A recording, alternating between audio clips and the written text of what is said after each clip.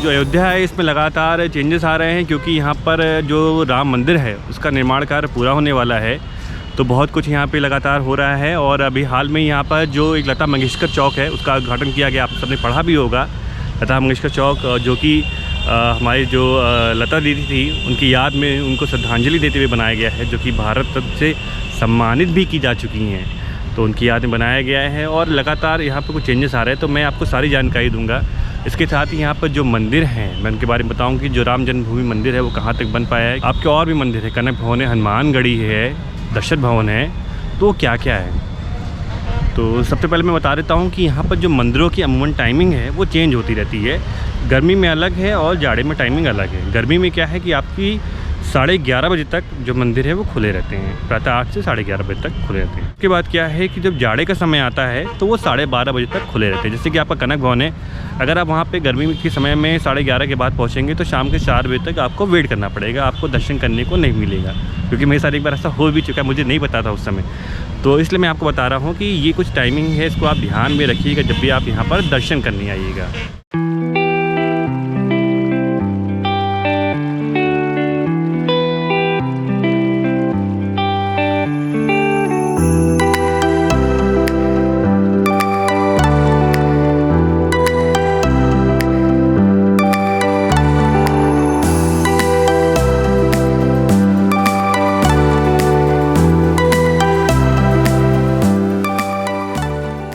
तो अभी मैं हूँ आपकी राम की पौड़ी में, और अभी मैंने यहाँ पर पी लेमन टी। तो जो लेमन टी है बहुत ही बढ़िया है, नींबू की चाय आप पीजिए, यहाँ पे बहुत बढ़िया टेस्ट है, मसाला वाली थी मतलब लेमन टी।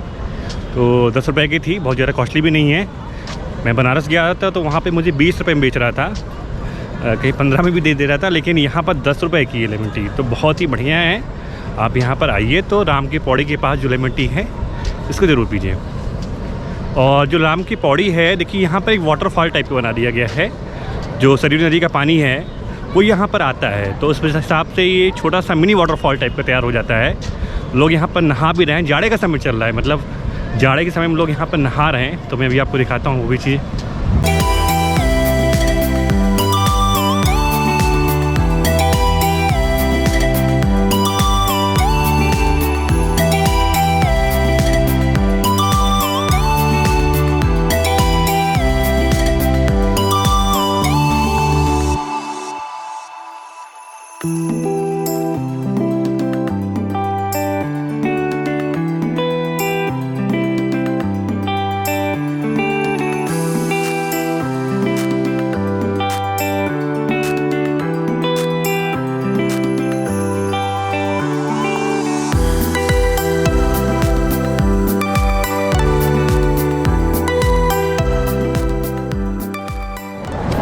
जाड़े का समय चल रहा है, लेकिन फिर भी मैं यहाँ पे राम की पौड़ी में बैठा हुआ हूँ। और जब आप दर्शन करने आएंगे थोड़ा सा थक भी जाएंगे, तो थोड़ी देर यहाँ पे पानी में पैर डाल करके बैठिए। ये भी एक अच्छा एक्सपीरियंस ही है, मुझे भी अच्छा लग रहा है।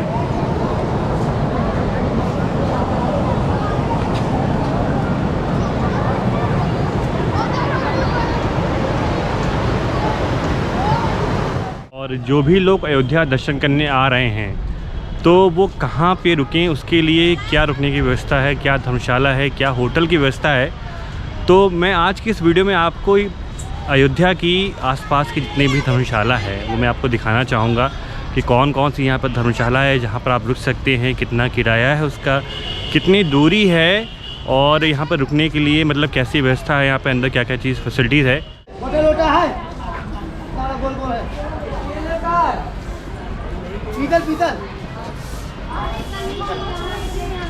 तो जो अभी मैंने आपको ये नागेश्वर मंदिर दिखाया है, नागेश्वर नाथ मंदिर, ऐसी मान्यता है कि जो नागेश्वर नाथ मंदिर था इसकी जो स्थापना की थी वो भगवान राम के जो पुत्र थे कुश, उन्होंने स्थापना की थी। और उसके पीछे एक कहानी प्रचलित है कि भगवान जब कुश यहाँ पे स्नान कर रहे थे सरयू नदी में, तो उनकी जो अंगूठी थी वो गिर गई थी, तो एक सर्पकन्या को वो अंगूठी मिल गई थी। तो जो सर्पकन्या थी वो उन्होंने विनती की कुश जी से कि आप मुझसे विवाह कर लीजिए। तो उन्होंने फ़िलहाल विवाह तो नहीं किया, लेकिन उन्होंने उनके लिए एक मंदिर की स्थापना कर दी जो नागेश्वर नाथ मंदिर से जाना गया। और नागेश्वर नाथ मंदिर की सबसे ख़ास बात मैं आपको बताता हूँ कि जब आज से बहुत साल पहले मतलब 10वीं शताब्दी के आसपास जब या उसके बाद लगभग जब विक्रमादित्य राजा थे तो वो अयोध्या को ढूंढते ढूंढते आ रहे थे कि अयोध्या कहाँ पर है। अयोध्या का लैंडमार्क लिए तो बड़ा मुश्किल था पता लगाना कहाँ है, तो ये था कि जो नागेश्वर नाथ मंदिर है उसी के पास अयोध्या है और वही अयोध्या नगरी है। तो उन्होंने यहाँ पर जो जंगलों के बीच में नागेश्वर नाथ मंदिर को ढूंढा और जब यहाँ पे पहुँचे तो उन्होंने जो अयोध्या में हनुमान गढ़ी है वहाँ का भी कुछ निर्माण कराया और कुछ चीज़ों का निर्माण कराया। तो ये काफ़ी इंटरेस्टिंग चीज़ है कि राजा विक्रमादित्य ने बहुत से मंदिरों का निर्माण कराया है। जो आपका महाकालेश्वर में महाकाल मंदिर है वहाँ का भी बहुत हद तक उन्होंने निर्माण कराया है। तो दोस्तों अब यही है आपका जो कनक भवन है, जो दशरथ भवन है उसके जैसे बगल बना हुआ है। तो जो मुख्यतः यहाँ पे आपका है राम जन्मभूमि है, उसके बाद आता है हनुमान गढ़ी, दिन उसके बाद आता है आपका दशरथ भवन और उसके बाद आता है कनक भवन।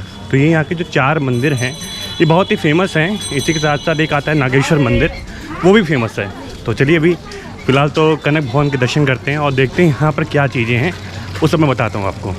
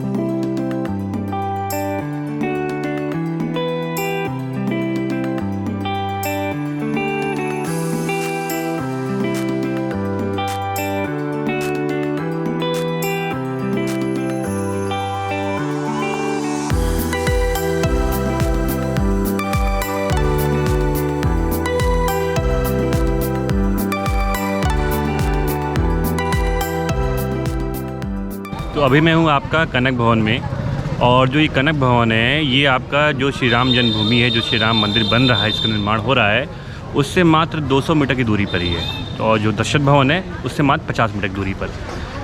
कनक भवन की विशेषता ये है, कहा ऐसा जाता है कनक भवन के लिए कि यहाँ पर जो आपके सीता जी हैं और जो राम जी हैं उनकी स्वर्ण की मूर्ति बनी हुई है। तो जब मैं अभी अंदर जाऊँगा तो मैं आपको दिखाऊँगा कि यहाँ पर जो मूर्ति है वो स्वर्ण की बनी हुई है और यहाँ पर 3 प्रतिमाएँ हैं इनकी।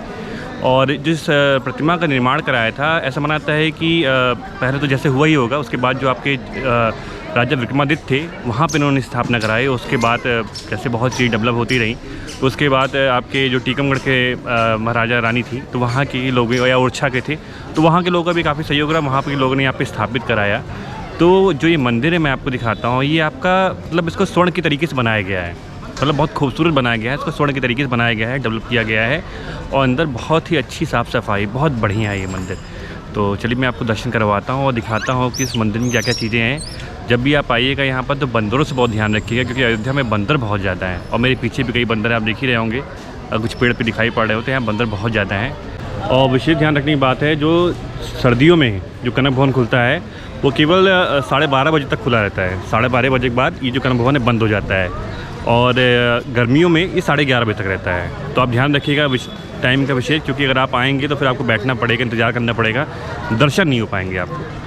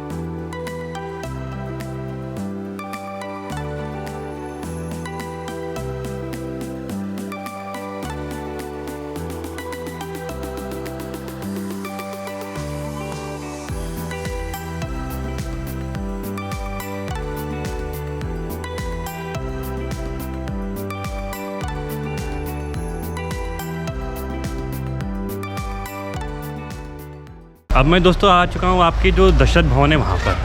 तो सब जानते हैं दशरथ भवन भगवान राम के पिताजी थे। तो यहाँ पर भगवान राम का राज्य था, दशरथ मतलब जो जी थे उनका भी राज्य था। तो उनका भी महल बना हुआ है, कनक भवन है, जो कि मैं आपको दिखा चुका हूँ। और इसके अलावा आपका यहाँ पर राम जन्मभूमि है ही है, हनुमानगढ़ी है।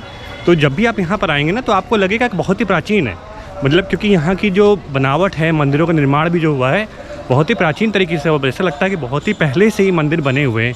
आजकल के जो मंदिर बनते हैं आपको समझ में आ जाएगा कि वो नवीन है, लेकिन यहाँ के मंदिर को देख करके आपको वाकई में समझ में आ जाएगा कि बहुत पहले के बने हुए मंदिर हैं।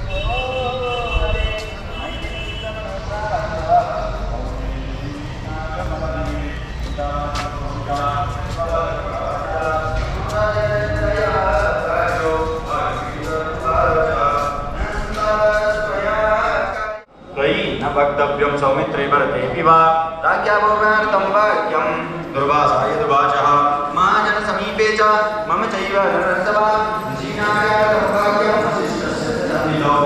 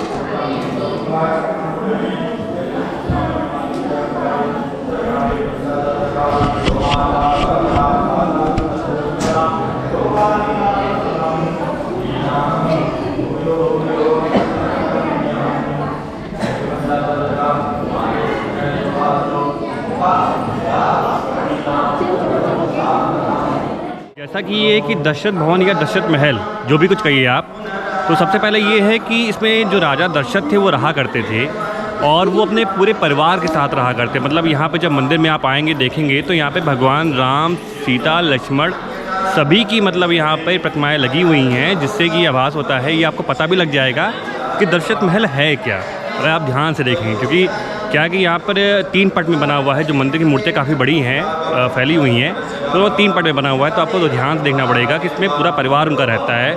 और जो मंदिर है मैं आपको दिखाता हूँ, ये बहुत ही बढ़िया और मतलब बहुत ही प्राचीन समय का मंदिर लगता है, बहुत ही अलौकिक टाइप का मंदिर लगता है। आप इसको देखिए थोड़ा सा और फिर समझेंगे आप मेरी बातें।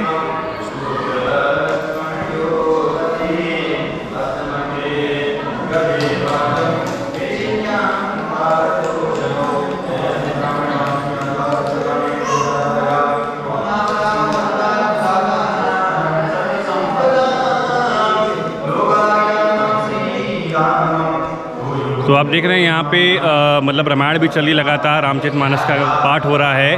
और मंदिर के अभी आपने देखी होंगी बनावट देखी होंगी कि जो मंदिर की नक्काशी है वो भी पुरानी तरीके की है। मतलब जैसे पहले ज़माने के जो मंदिर होते प्राचीन वो ऐसे ही होते थे। तो ये बहुत ही बढ़िया है, आप आइए तो यहाँ पर दर्शन अवश्य करिए। जो है सामने दशरथ महल है और वहाँ से मैं जा रहा हूँ आपको जो हनुमानगढ़ी दर्शन करने के लिए।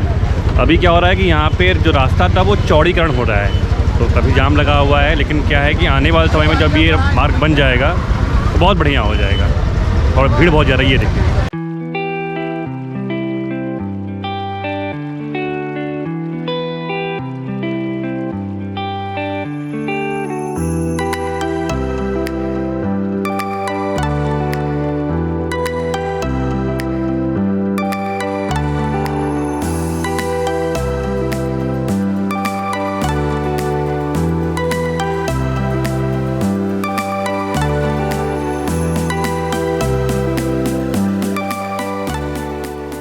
तो जब आप यहाँ पे आएंगे तो ऐसा कहा जाता है कि सबसे पहले यहाँ पर आप हनुमान जी के दर्शन करिए, और वो हनुमानगढ़ी है जिससे आप मतलब दर्शन करेंगे। उसके बाद आप करिए आप यहाँ पर सरयू नदी का स्नान करिए, तब उसके बाद आप आइए राम मंदिर दर्शन करने के लिए। फिर उसके बगल में दशरथ भवन, फिर उसके बगल में आपका कनक भवन।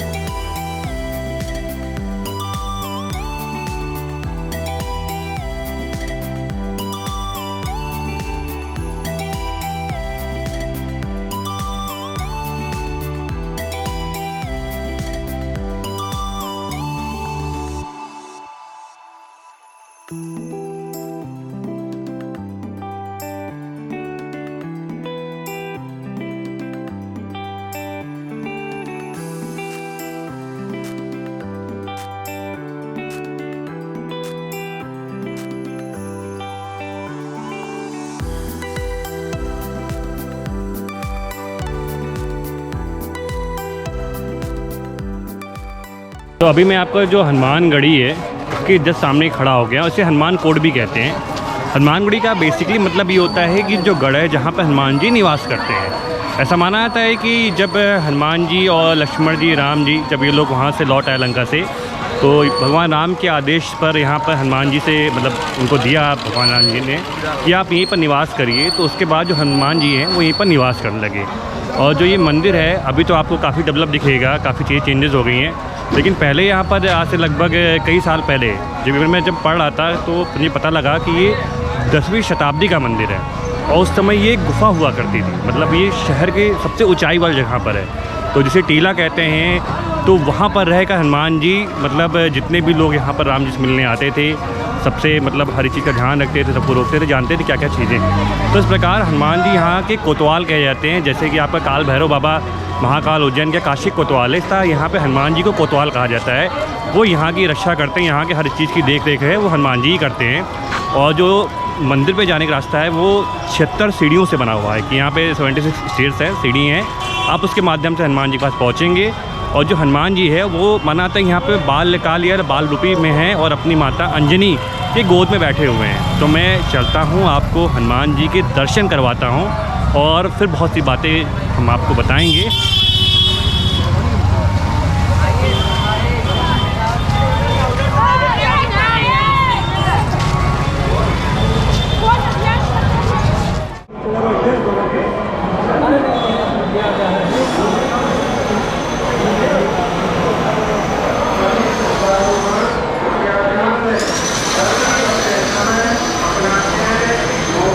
जय श्री राम।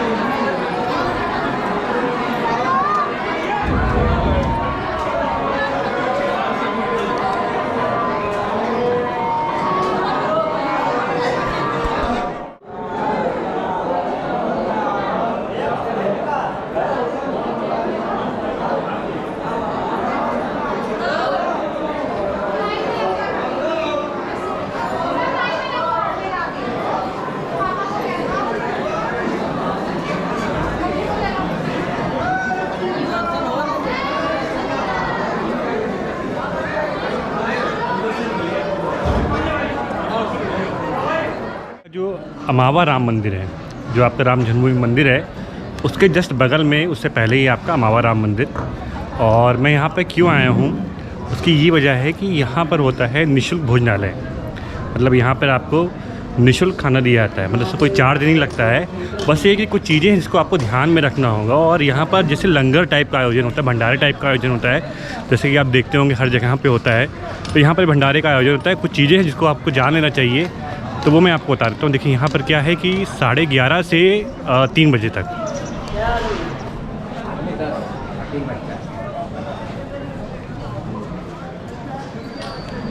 तो जो भी लोग यहाँ पर दर्शन करने आ रहे हैं तो वो लोग खाने पीने के लिए परेशान एकदम ना हो कि वो कहाँ खाए पिएंगे, वो यहाँ पर आराम से खा पी सकते हैं। तो उसके लिए कुछ चीज़ें लगती हैं, कुछ डॉक्यूमेंट लगते हैं। आपको एक रसीद बनवानी होगी, पर्ची बनवानी होगी, उसके माध्यम से ही आप यहाँ पर कुछ खा सकते हैं, क्योंकि वो एक टोकन टाइप का होता है। उस टोकन को दिखा कर के आपको एंट्री मिलेगी, तभी यहाँ पर आप कुछ खा सकते हैं।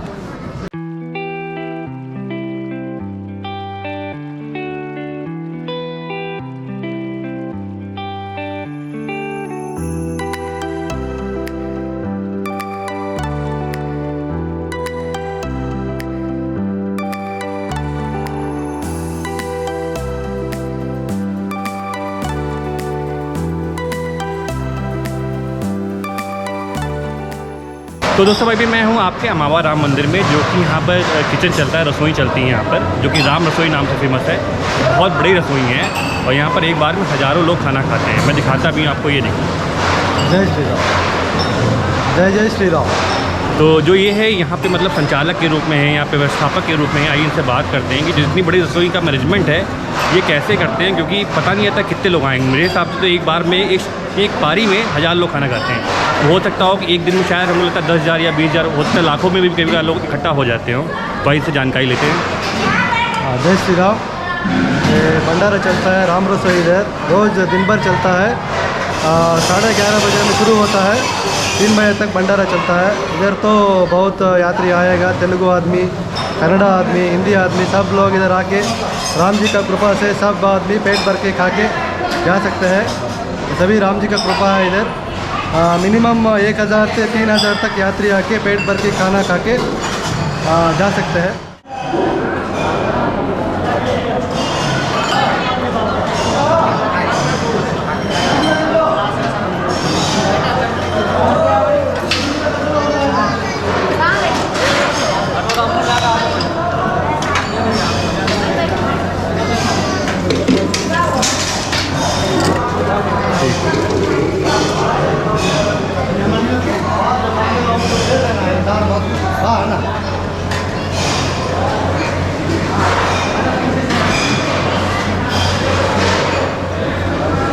तो अभी मैं आ चुका हूँ आपका जो ये लता मंगेशकर चौक है, चौराहा है, इसका उद्घाटन किया गया था हाल फिलहाल। और मैं आपको दिखाता हूँ कि इसमें जो वीणा लगी हुई है ये बहुत ही बड़ी लगी हुई है। और जो लता मंगेशकर जी थी उनको श्रद्धांजलि अर्पित करते हुए इस वीणा को यहाँ पर लगाया गया है। बहुत बढ़िया है, बहुत खूबसूरत है, ये देखिए।